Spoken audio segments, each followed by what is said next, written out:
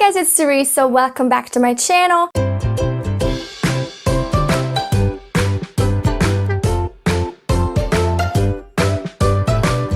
In today's video, I wanted to do the totally didn't book tag. Basically, this is like a book tag where every question starts with like totally didn't. Like I totally didn't need that book to have that certain thing. So I think that's a really cool take or like a really interesting concept for a tag, and I wanted to do it. The first question actually prompt is a book I totally didn't need to have a sequel. For me, that definitely is The Girl with All the Gifts by M.R. Carey. It actually has a prequel, but it came out after this book, and I totally didn't need that book to exist. The Boy on the Bridge wasn't necessarily a bad prequel or sequel, but because it was a prequel, you as a reader already knew a lot more about the world that this series was set in than many of the characters or all of the characters in the book. So a long stretch of time in the second book was just spent kind of waiting for the characters to get to the same place that you as the reader were already at, and that was really boring. I also didn't feel like it added anything new to this world or necessarily anything that I needed to know. And the ending also felt like a little bit pandering to the fans of the first book, like a little bit cheesy, or actually quite a lot cheesy. Just, yeah, it was a long book that was enjoyable at times, but absolutely not necessary in my opinion. Next is a book that I totally didn't need to have more than one point of view. First, I have a book that I haven't actually finished yet, and that is Spinning Silver by Naomi Novik. I tried reading this book a while ago and had to DNF it temporarily because I just wasn't getting into it, and I didn't feel like it is a book that is very well suited to being read in the summertime because it's set in like glacial temperatures pretty much. But the main issue I really had at the time was that this book has so many points of view that are kind of indistinguishable and don't really add much to the story. I don't know if I would necessarily take out all except one, but I did feel like the many points of view were like kind of just mudding up the whole picture. Like it wasn't adding anything, it was just kind of reiterating things that we already knew, not really adding anything new or valuable. And also it wasn't really clear who the main character was. I mean, there was like a nominal main character, but in terms of like exposure or like page time or whatever, it wasn't that clear cut, and it felt kind of unnecessary to have like all this other stuff come in. Kind of similarly, I want to say The Raven Cycle by Maggie Stiefvater. I do enjoy having multiple points of view, but there were some in that book that I really didn't need, or in that series that I really didn't need, like the Gray Man, for example, and a lot of the other side characters, like Henry. I don't know if he actually had his own point of view. I really didn't need him in general as a character. But the Gray Man especially, like I just did not care. I don't know why we had so much time on him. Like he wasn't that big of a part in the book, so why? No reason.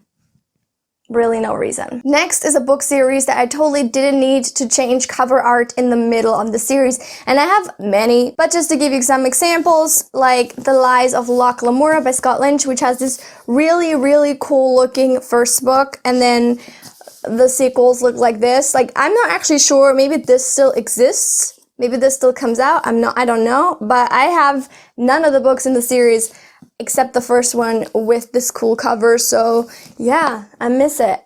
It was much better looking than this one, which is just like a really generic fantasy cover. And secondly, The Dark Days Club by Alison Goodman. The first cover has like a human, a person on it, and I don't really like real people on covers in general.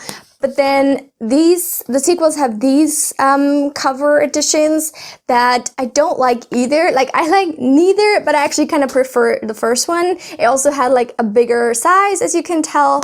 You know, it just kind of looked cooler. And I wish they had kept that going because I'm not a fan of this one. Number 4, a book I totally didn't need to have a love triangle. And there's plenty. Yeah, definitely. But the first that comes to mind is An Ember in the Ashes by Sabaa Tahir. The book itself, as far as I can recall, doesn't explicitly have one, but it has a setup for 2 whole love triangles. Like, it's like they're interlocked as well, so it's like just super confusing. and so unnecessary. Like, I don't need that many relationships to follow. In general, this is like a pet peeve of mine. I don't like people getting paired up, and I don't like having like multiple relationships developing, because it's why I pretty much prefer to be like focusing on one specifically and have the others like maybe happen in the background. But anyway, I don't need that much tension and drama and like teenage angst happening. And can you imagine like just one love triangle in a YA book is a lot already. Like a lot of drama, a lot of angst, a lot of, oh my god. I don't know what that was, but I do think it was pretty accurate. But then can you imagine like doubling that?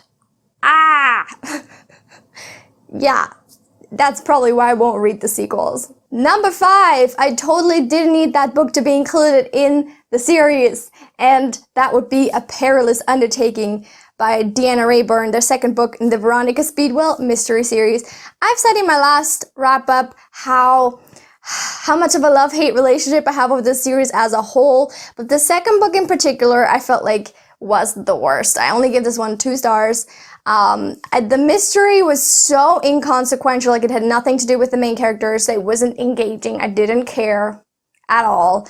And then there also weren't any like developments on a personal level, either for Stoker or for Veronica, and I just like did not care about this book. The sequels after that get a little bit better because they have more like a personal relevance to the main characters, but this book didn't. There wasn't anything that I cared about, really. So totally didn't need to have that book exist at all. Number 6, I totally didn't need that cliffhanger, and that would be Dance of Thieves by Mary Pearson. I've been thinking about this for a bit longer, but I honestly, this is like the only one I can think of that even has one where I haven't continued reading and like forgotten about the existence of the cliffhanger in the first place. It just felt like, not necessarily like it was the most tension-packed and exciting and like, oh my god, I need a sequel type of cliffhanger, but more a kind of gratuitous one where the story had finished fully. Like, it was done. It was okay. We knew how the sequels were gonna go, but it was okay. Like, it was rounded off. And then literally like the last chapter or something like that, they bring all of this stuff up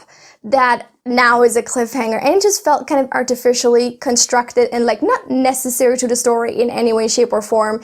Just really getting people to read the sequel, and I don't appreciate these type of unnatural cliffhangers, you know? It kind of felt like almost as if it was done after the fact, like the book was finished and then the publishers or someone said, you know, you should put a cliffhanger so people will read the sequel. I don't know.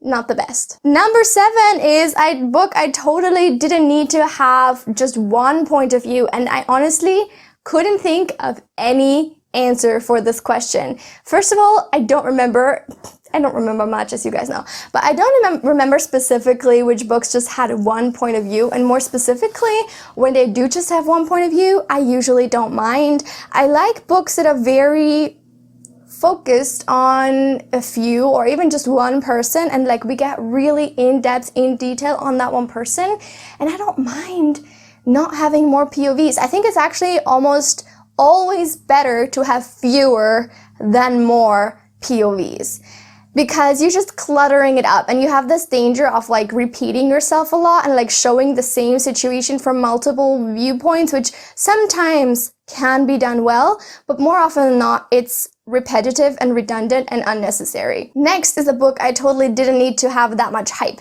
and there's probably about 1 billion of those. But my most recent pick would have to be The Martian by Andy Weir. I genuinely don't understand how this book is so beloved, how this was even turned into a movie. I don't understand like why people wanted this to be a movie. I haven't seen the movie yet, and I do think it's actually better than the book, because I don't know, I can't just imagine this being a better book than a better movie than a book, because, you know, it's very long-winded as a book. It's extremely detailed on the scientific aspects, and while I do appreciate them and like the knowledge that has gone into this book, just because you're a good scientist and know a lot doesn't mean you're a good author, unfortunately. And like there's nothing else that is at all compelling about this. The character is extremely one-dimensional, like paper cutout, like there's no emotion whatsoever, and I understand his like sarcasm is supposed to be this veneer, like defense mechanism, whatever, I don't care.